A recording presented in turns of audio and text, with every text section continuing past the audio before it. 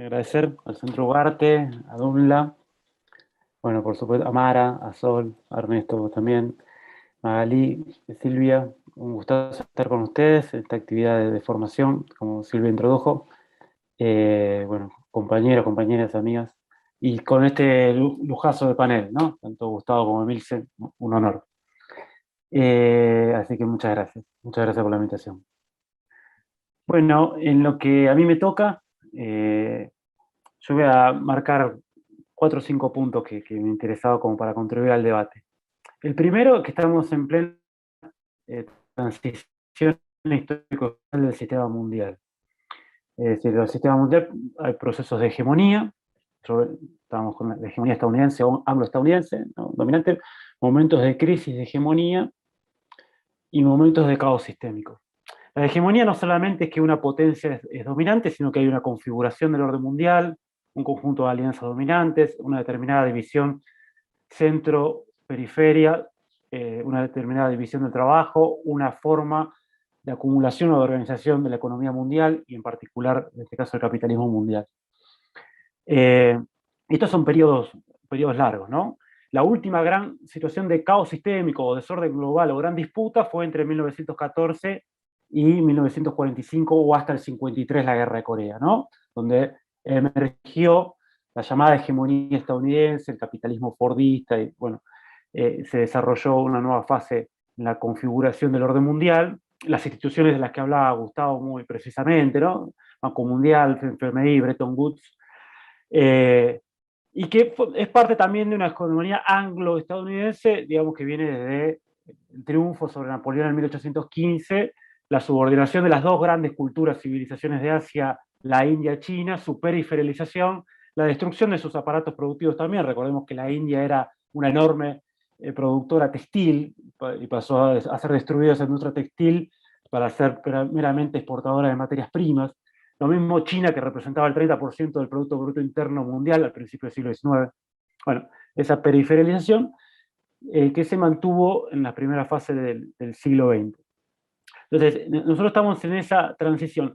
¿Qué es clave de esta nueva transición? Una, que lo que emerge es muy distinto a lo que ha emergido antes como posibles sustitutos hegemónicos, posibles reconfiguraciones. Nosotros estamos acostumbrados a un sistema occidental-excéntrico, con determinada configuración de las relaciones centro-periferia, y desde el siglo XVIII en adelante, y sobre todo con la consolidación de la hegemonía británica, bajo los parámetros capitalistas. Lo que emerge hoy es lo que nosotros llamamos Oriente, de mediaciones occidentales, de Asia-Pacífico, que lo contó muy bien Gustavo, emerge con otras culturas y valores y vuelve a poner en juego también esa cuestión de un mundo pluricultural y con otras visiones. Y emerge también bajo formatos no capitalistas típicos. O sea, el mismo Gustavo lo decía, en el corazón del desarrollo chino hay 95, 96 conglomerados estatales, mantuvo la propiedad colectiva de la tierra, es una economía que tiene cuestiones híbridas, etc. Entonces, eso uno. Dos, para América Latina es todo un desafío, porque tradicionalmente América Latina se pensó como extremo occidente, ¿no? O como, en la fórmula de Rouquier, ¿no? O como periferia de occidente, periferia fundante, diría Dussel, ¿no? De esa relación de la modernidad. El otro fundante de la reemergencia europea. Por lo tanto, y siempre el dilema estuvo ahí, ahora, ¿qué hacer en un momento en que eso declina relativamente? ¿No? Eh, y sobre todo, digo, en los últimos 200 años, el polo de poder anglosajón, angloamericano, ahora a la cabeza Estados Unidos. Entonces, todo un desafío. Por otro lado, y la tercera cuestión al marcar estas transiciones es que son los grandes momentos de revolución y contrarrevolución, o de grandes oportunidades y grandes monstruos también, ¿no? Que emergen. Pensemos también en la transición anterior, en Argentina emergió el irigoyenismo y el peronismo, ¿no?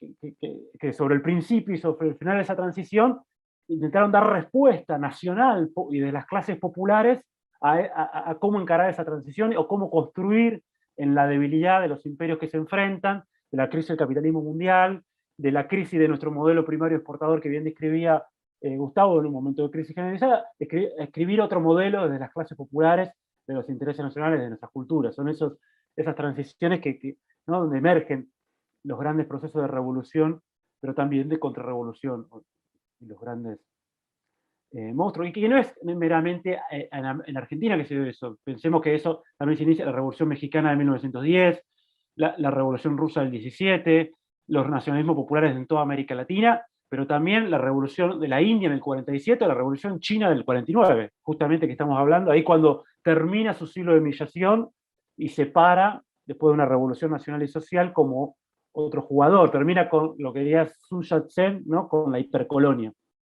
Entonces, eso es un primer punto fundamental.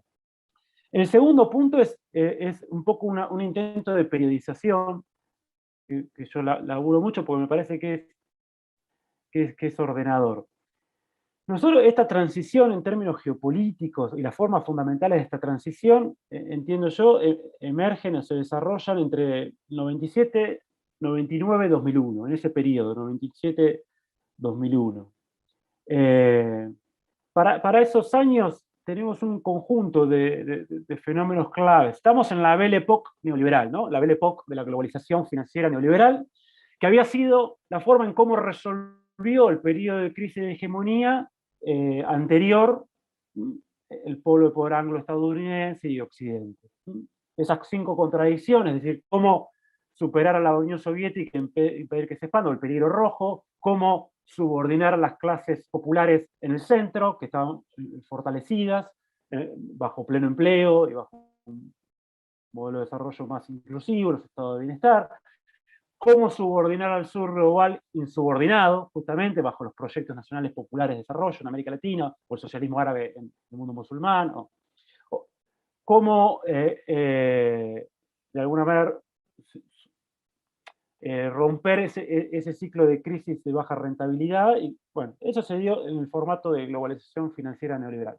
Incluso hacia finales de los 90 se constituye el globalismo, una reconfiguración del viejo orden. Emerge la Organización Mundial del Comercio, Estados Unidos, bajo el globalismo de Clinton, empieza el G20 ya, de el 7, porque necesita meter en un ámbito de gobernabilidad los mercados emergentes, porque para el globalismo no eran potencias emergentes, China o Rusia o la India o Brasil, eran mercados emergentes, eran territorios de expansión del capital transnacional.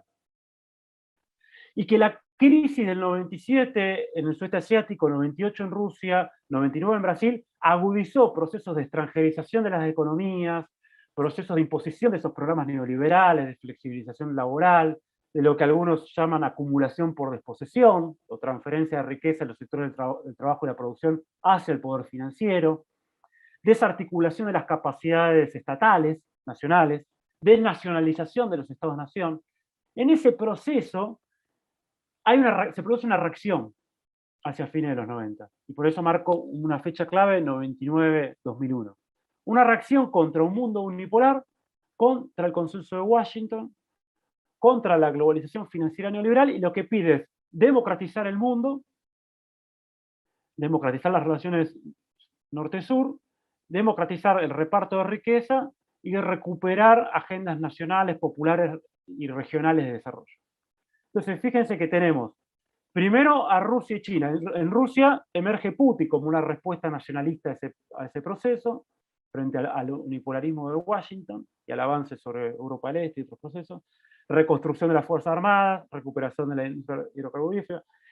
China empieza también a tener otras posiciones más asertivas en algunas cuestiones, y junto a Rusia lanzan algo que es fundamental, y que hoy hay una noticia clave porque se acaba de sumar Irán, que es la Organización para la Cooperación de Shanghái, que es China, Rusia, más los países de Asia Central, donde Estados Unidos había planificado también su avance en Eurasia, y que justamente 3 meses después del lanzamiento de la Organización para la Cooperación de Shanghái, ¿no?, junto con China, Rusia, Kazajistán, Kirguistán, Uzbekistán y Tayikistán, 3 meses después empieza la guerra en Afganistán, que hoy vemos la retirada.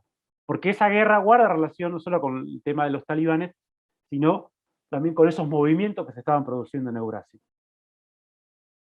Pero también tenemos el propio, bueno, la Iglesia Católica, que en el 99 lanza el Jubileo de la Deuda 2000 y agudiza un mensaje en contra del capitalismo salvaje.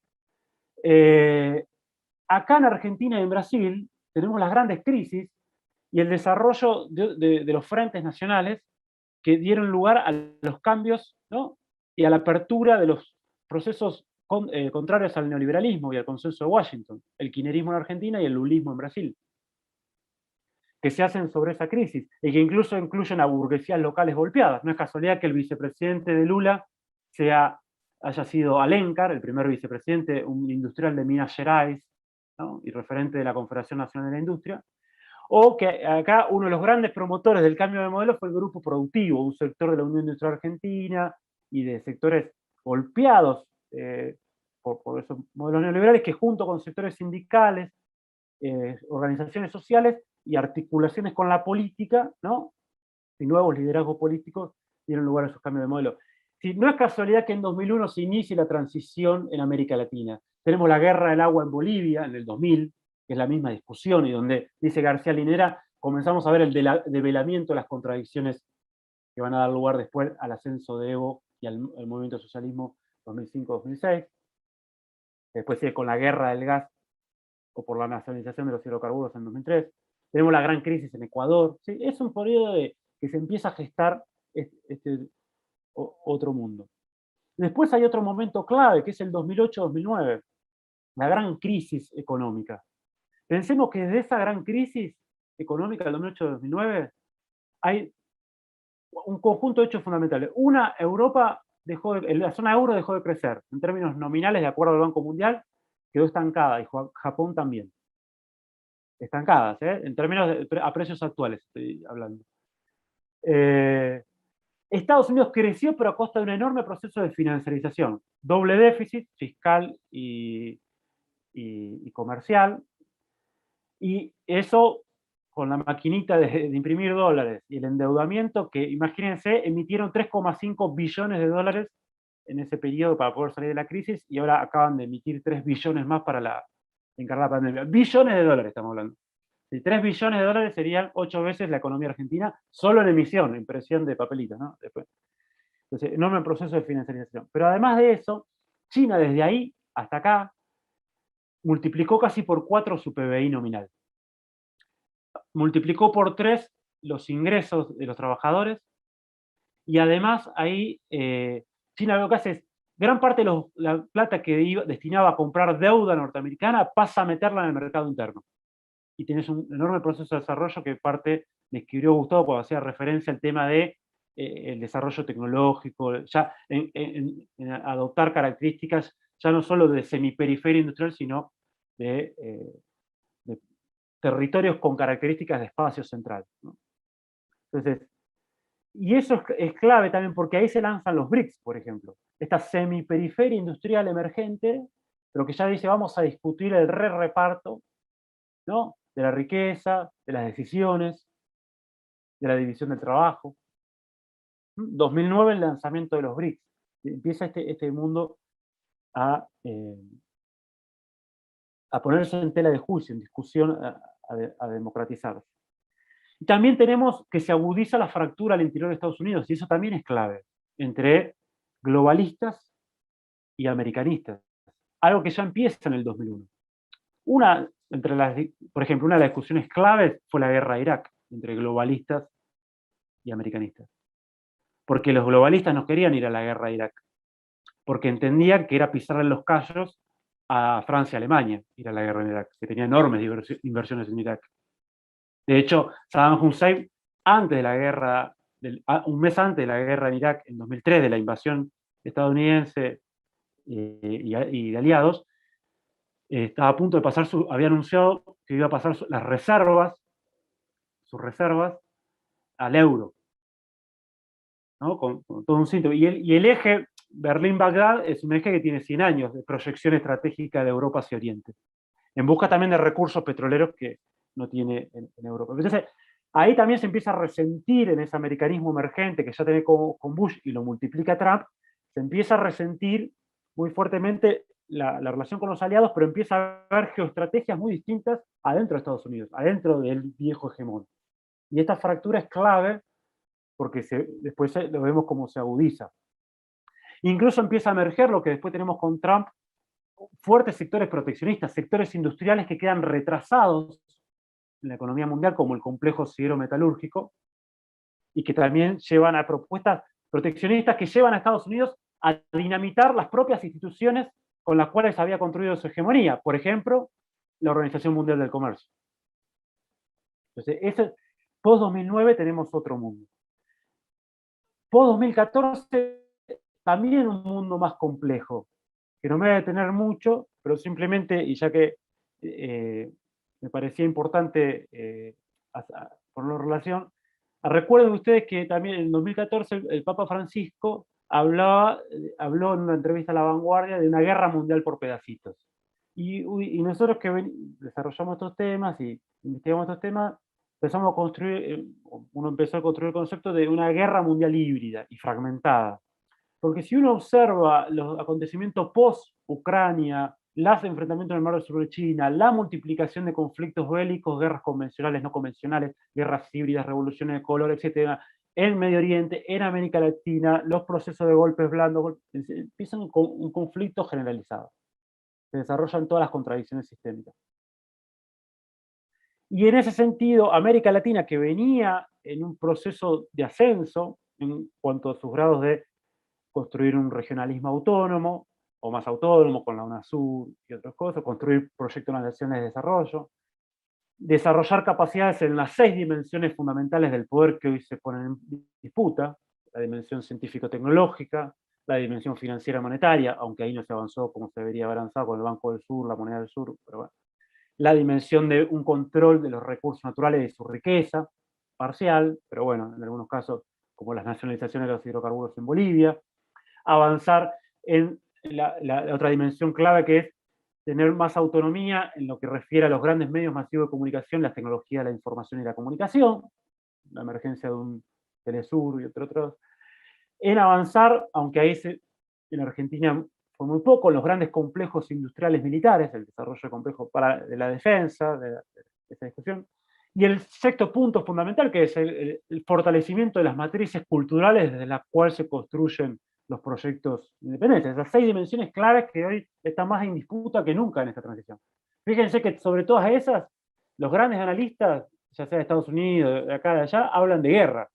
Guerra económica a través de sanciones, guerra tecnológica, guerra de monedas, ciberguerra. Es decir, a eso me refiero. Ese es el mundo post.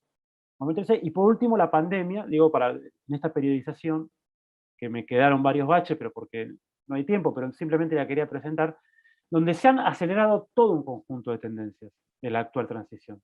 ¿Sí? Ha achicado 5 o 7 años de la transición, la pandemia. La pandemia no es meramente un hecho sanitario, es un hecho geopolítico de enorme envergadura. Se aceleró la primera tendencia clave, que es el declive relativo de Occidente, y particularmente de Estados Unidos, del polo anglo-estadounidense, y el ascenso relativo de Asia-Pacífico. Eso se aceleró, esa tendencia. Se ve en todas las dimensiones, económica, política. Le doy, por ejemplo, solo una en lo económico. China ya tiene, en el panel de 500 empresas principales, ya tiene más empresas que Estados Unidos, 124, 121, y también lidera lo que es patente. O acaba de cerrar el mayor acuerdo comercial del mundo con la ASEAN, de Japón, ¿no? O desarrolló también una tremenda capacidad militar en el Pacífico Occidental, que de alguna manera eclipsó el dominio que tenía en ese plano y en esa zona en particular Estados Unidos. Pero eso se aceleró, ¿no? De hecho, mientras todas las grandes economías del mundo cayeron, China subió 2,3% el año pasado. La segunda tendencia que son la agudización de las contradicciones sistémicas, se han acelerado. Sobre todo la contradicción entre fuerzas unipolares del norte, fuerzas multipolares emergentes, norte-sur, pero incluso se han agudizado las tensiones adentro de las sociedades, se han polarizado, ¿no? Cada vez más en un capitalismo financiero neoliberal que ya muestra su crisis total, pero que se sigue reproduciendo y agudizando la polarización social. Se ha agudizado la crisis de las instituciones mundiales, la crisis del orden, del viejo orden, que ya adelantó algunas cuestiones Gustavo. Porque incluso en el propio centro han emergido estos nacionalismos conservadores, reaccionarios, que han puesto en cuestión esas instituciones, como les di el ejemplo de Trump. ¿no? Y que eso va a ser más permanente, no es que gana Biden y eso se acabó, y vuelve el globalismo y ya está, porque también eso se agotó. Perdón, La, Gabriel, la, ya estaremos como en el tiempo de cierre. bien. Yo creí que venía contando los minutos, creí que tenía unos minutos más. Bueno, entonces, nada, entonces cierro. Creo que hay en América Latina, estamos en un proceso de emergencia de una segunda ola nacional popular, que todavía no ha llegado a emerger, pero sí post-2018-2019 vemos un cambio ahí de tendencia. El giro neoliberal conservador duró poco y no hay condiciones para una nueva hegemonía neoliberal, sí para distintos procesos de descomposición y disputa, pero no para una nueva hegemonía. Ha emergido también un sector reaccionario conservador, antiliberal, antirrepublicano, que eso también es un dato a tener en cuenta, y estamos en esa gestación donde todavía faltan cuestiones claras, ¿no?, que se terminen de definir, e incluso me parece fundamental la elección de Brasil el año que viene, que se consolide un rumbo transformador en Argentina, lo que pasa en el Pacífico, como el proceso chileno, el proceso peruano. Pero estamos en eso. Y sobre eso hay un trilema, y con esto cierro, que es el trilema entre que atraviesa la región en esta transición histórica, que es a su vez una gran oportunidad histórica, es o por un lado mantener los viejos esquemas, los viejos modelos, la vieja inserción, sobre todo lo que se desarrolló post años 70, con el declive relativo de América Latina, y que eso va a implicar un proceso de periferización, quedar atado a una economía y a los viejos centros que están en declive, que ya no crecen, que estar atado a eso es todo transferencia excedente. La otra opción es una neodependencia con China, que como decía Gustavo, ir sin ningún modelo de desarrollo, que va a garantizar desarrollo del subdesarrollo, en la fórmula de Gunder Frank, es decir, un desarrollo, es decir, crecimiento, pero dependiente, es decir, crecimiento sin desarrollo social, efectivo y exacerbando los, los modelos primarios portadores, o la tercera opción, que es los grandes proyectos nacionales, populares, con más continentalismo, que creo que es un problema que siempre tenemos, que no nos damos cuenta de de, de, de nuestra debilidad relativa en los marcos nacionales, y la construcción de esas 6 dimensiones de poder que estuvimos charlando. Bueno, muchas gracias y disculpen que me pasé un par de minutos.